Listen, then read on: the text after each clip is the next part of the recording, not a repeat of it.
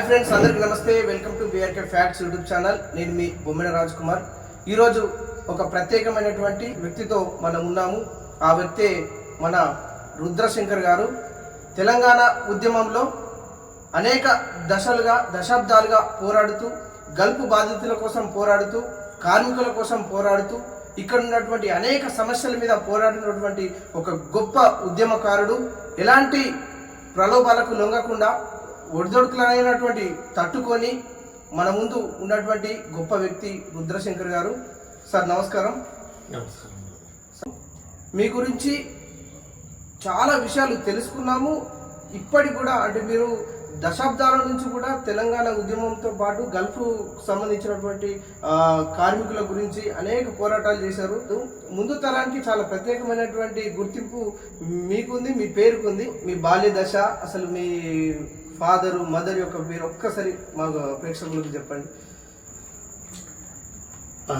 నా పేరు రుద్రశంకర్. పుట్టిన గ్రామం ఖానాపూర్, ప్రజెంట్ నిర్మల్ జిల్లా.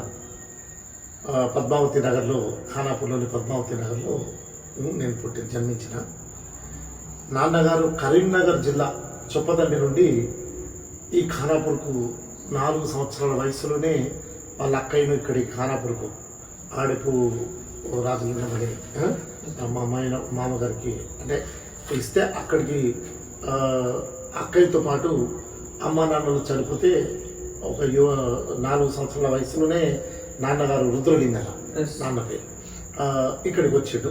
మా మామయ్య గారు ఏదైతే మేషన్ పని చేస్తారో నాన్నగారు కూడా మేషన్ పని నేర్చుకున్నారు. తాపి మేస్త్రి, ఇల్లు కట్టి. అదే మాదిరిగా అమ్మ పేరు రుద్ర లచ్చవ్వ, ఒరిజినల్ గా లక్ష్మి.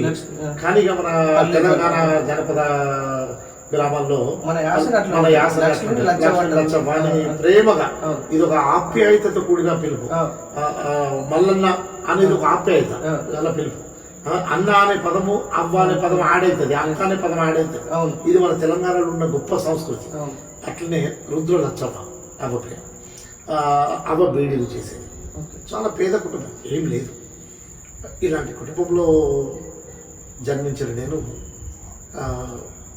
చాలా కష్టంగా, అంటే ఎంత కష్టంగా అంటే గుర్తు వస్తే ఇప్పటికి కూడా నీళ్ళు వస్తాయి అన్నమాట.